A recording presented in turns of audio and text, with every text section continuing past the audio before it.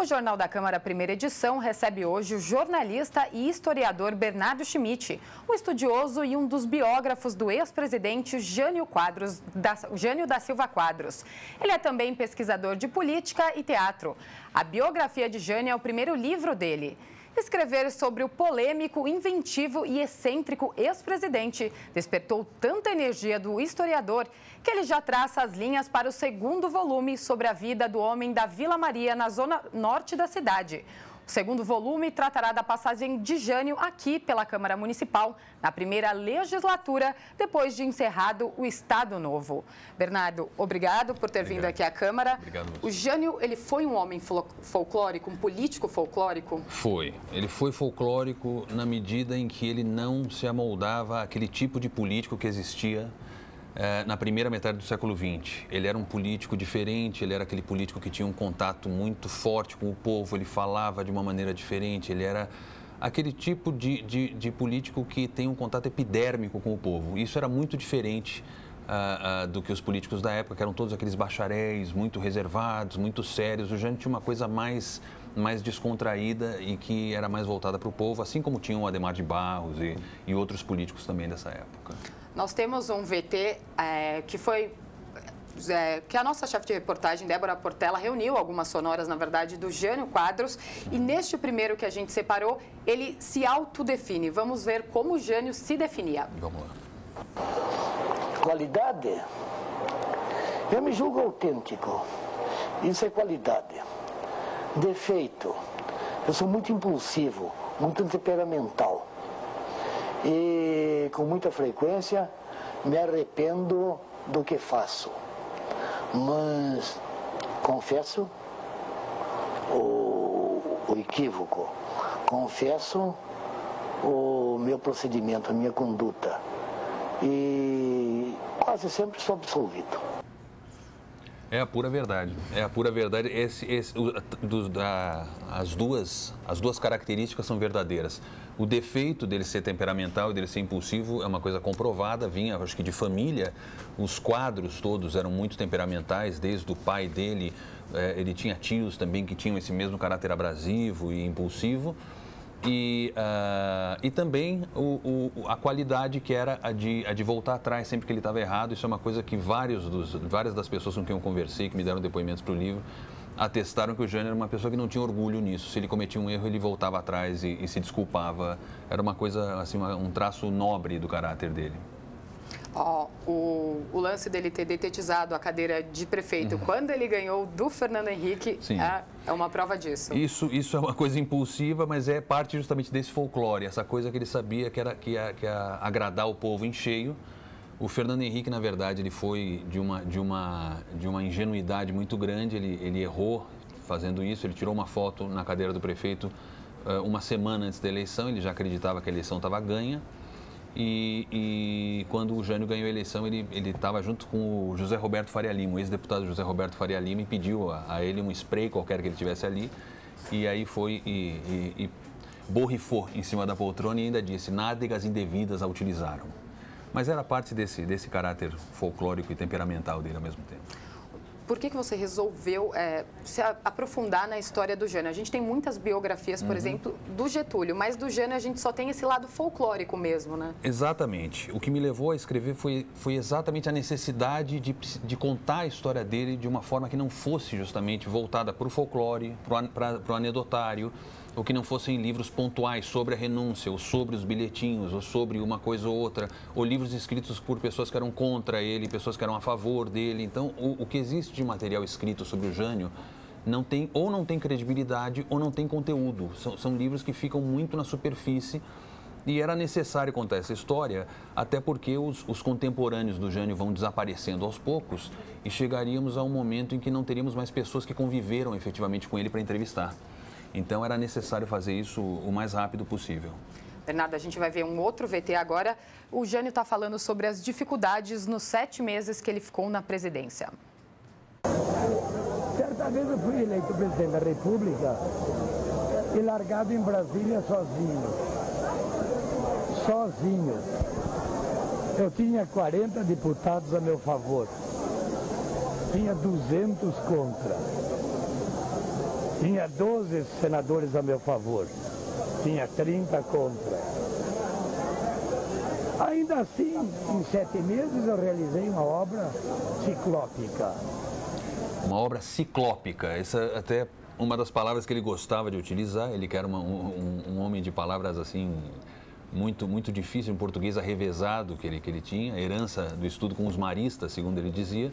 E é verdade o que ele falou, essa é a campanha de 1982, quando ele voltou e se candidatou ao governador e perdeu. Ele tá magro, ele estava sem bebê nessa época, por isso que ele emagreceu dessa maneira. E o que ele diz é verdade. Enquanto foi presidente, o Jânio teve 1/4 do Congresso a favor dele. É considerada convencionalmente o presidente que teve o menor apoio no Congresso até hoje. Então, o que ele disse é verdadeiro. Os deputados, ele tinha pouquíssimos a favor, senadores pouquíssimos. E a obra dele foi uma obra que só não foi maior porque ele saiu depois de 6 meses.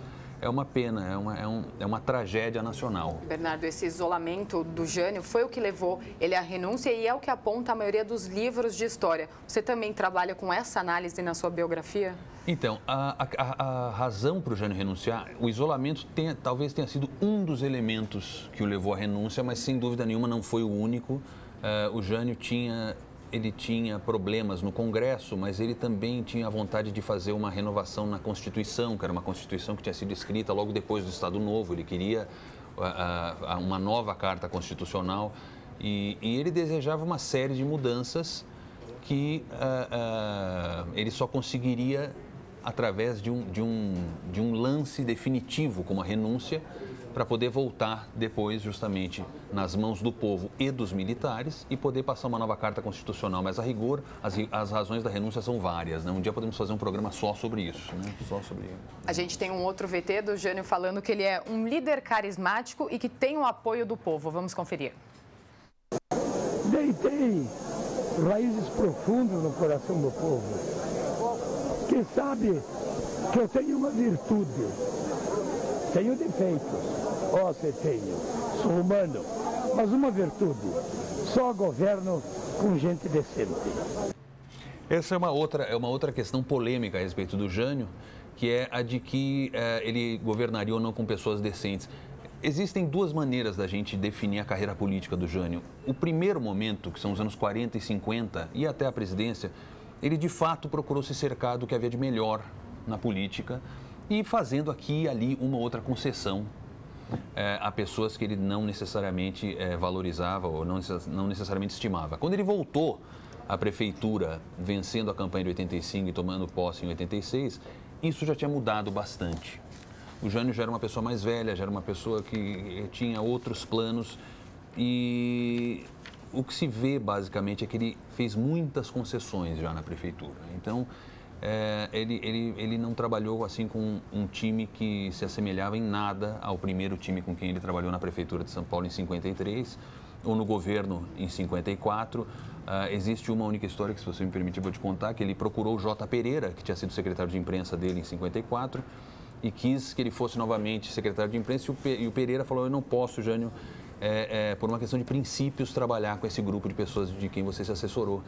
E o Jânio teria virado para ele e dito: Pereira, é necessário esterco para as flores desabrocharem.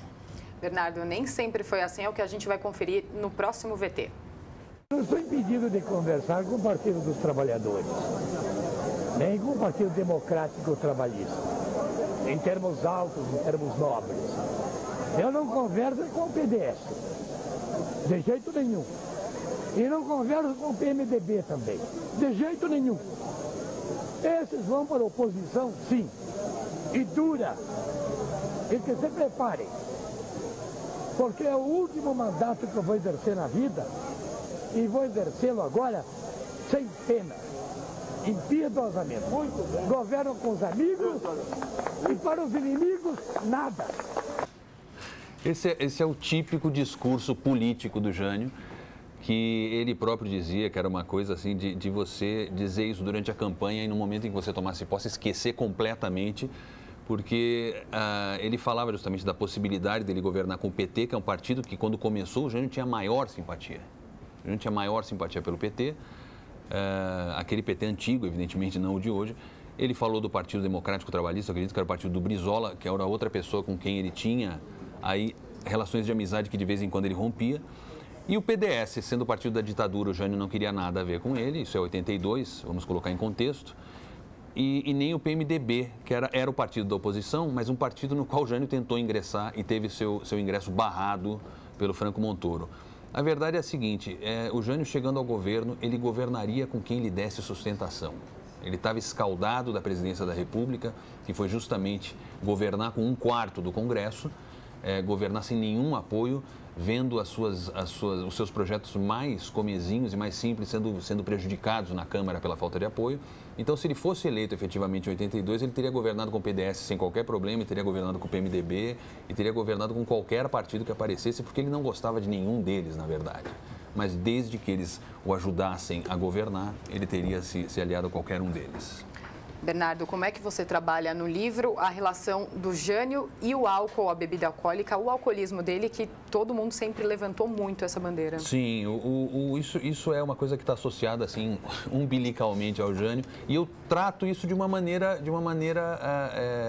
sem sensacionalismo, sem piadas, sem brincadeiras. O Jânio é uma pessoa que teve tragédias familiares muito intensas quando era jovem. Ele ainda com até os 20 anos, ele já tinha perdido 3 tios que foram assassinados e ainda tinha perdido a irmã para tuberculose em 1934, quando o Jânio tinha, acho que, 17 anos.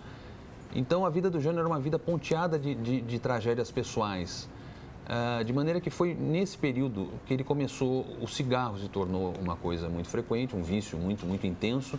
E a bebida, ele começou também na época em que ele deixou o colegial e entrou na faculdade, no Largo São Francisco. Ele começou a beber e foi uma coisa que o acompanhou pela vida inteira. Agora, é preciso olhar para isso sem a parte anedotária, sem as piadas e sem as brincadeiras. O Jânio é uma pessoa que bebia e bebia muito, mas é uma pessoa que nunca foi visto no seu gabinete de trabalho bebendo. É uma coisa que jamais prejudicou as decisões políticas dele. Isso é uma coisa que é preciso declarar. Ele bebia, era de fato um alcoólatra, tinha essa doença, mas isso jamais teve qualquer influência nas decisões políticas dele. Bernardo, por você não abordar de uma forma sensacionalista, esse foi o motivo para a Tutu, a filha do Jânio Quadros, conseguir conversar com você, te dar uma entrevista, porque ela não falava com ninguém, né? Exatamente. A Tutu foi procurada, assim como o Alaor, que era o primeiro marido da Tutu, que faleceu recentemente, também foi procurado durante muitos e muitos anos. A Tutu foi procurada a vida inteira. Eu vi entrevistas da Tutu antes do Jânio morrer, que já pediam a ela depoimentos extensos a respeito da vida do pai, e ela nunca fez isso, nunca recebeu jornalistas. Ela era procurada e ela dizia, ela não dizia, mas era evidente que ela não queria se envolver com qualquer projeto biográfico do pai, por conta justamente desse viés sensacionalista, dessa abertura mais anedótica e folclórica que dariam a qualquer trabalho sobre o Jânio. E também porque existem questões pessoais da vida da Tutu com o próprio pai que ela não quer necessariamente tocar e nem precisaria.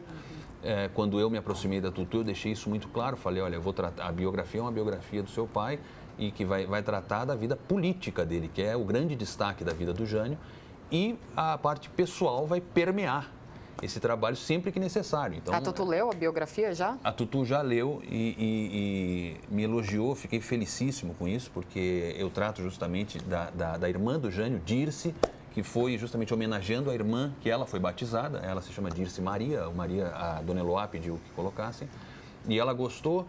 E a questão é essa, ela não recebia pesquisadores ou historiadores ou jornalistas porque... até o momento em que ela se convenceu que seria um projeto honesto, que ia contar a história do pai dela sem rancores e sem ambições pessoais, ou seja, eu não sou da família e também não sou da política, então o meu interesse é completamente a história. E a partir desse momento ela se sentiu segura para dar um depoimento, e foi um depoimento excepcional. Ela foi de uma sinceridade absoluta em tudo que ela disse. Bernardo, eu não vivi a época do Jânio, e então eu queria saber o que você destaca do livro, qual o trecho que você indica do livro, por que as pessoas devem ler este livro aqui, ó, sobre a vida, a biografia do Jânio Quadros. Olha, existe uma questão que eu costumo dizer, que é a seguinte: esse primeiro quadrante da vida do Jânio é o suficiente para a gente contar toda a história do Brasil na primeira metade do século XX. Porque o Jânio é uma pessoa que na sua infância viu a revolta dos 18 do Forte em 22, Foi a Revolução de 30 que fez o Jânio sair de Curitiba e vir para São Paulo. O pai dele foi tenente médico na Revolução de 32, era do MMDC. Ele estava na faculdade de Direito quando houve a intentona comunista, quando houve o golpe do Estado Novo, quando houve o golpe do integralismo. Um dos últimos discursos do Jânio na Academia de Letras da faculdade foi falando sobre a Segunda Guerra, que ainda não tinha sido deflagrada. Ele cita o Mein Kampf do Hitler. Ele era advogado quando a Segunda Guerra já havia começado e chegou a empregar um Nicei no escritório dele. Ele viveu completamente o período da deposição do Vargas e a volta do Brasil à democracia, e ele se candidatou em 1947, que foi um ano de tremenda efervescência política, que foi o ano em que se elegeu o Adhemar de Barros em janeiro, e ele se elegeu vereador no fim do ano, na eleição de 9 de novembro, de maneira que é uma maneira de você conhecer a política brasileira em profundidade e tendo como personagem principal dessa história o Jânio. Bernardo, quando que os próximos livros vão sair? Tem mais 2 previstos, pelo menos? Pelo menos. O segundo volume é um volume que vai tratar sobre o Jânio na Câmara Municipal, que é um período extraordinário, maravilhoso, em que o Jânio roçou ombros, assim, com grandes figuras como Cid Franco, Camilo Ascar, Dumont Vilares, Marrei Júnior, figuras fantásticas, e esse volume está quase pronto. Se for possível, eu lanço ainda esse ano. E depois vou tratar de Assembleia Legislativa e Prefeitura, Governo e assim por diante. Mas o segundo está praticamente pronto. Quando deve sair mais ou menos? Acredito, se possível, no fim do ano, no fim desse ano, já o segundo vai ser lançado.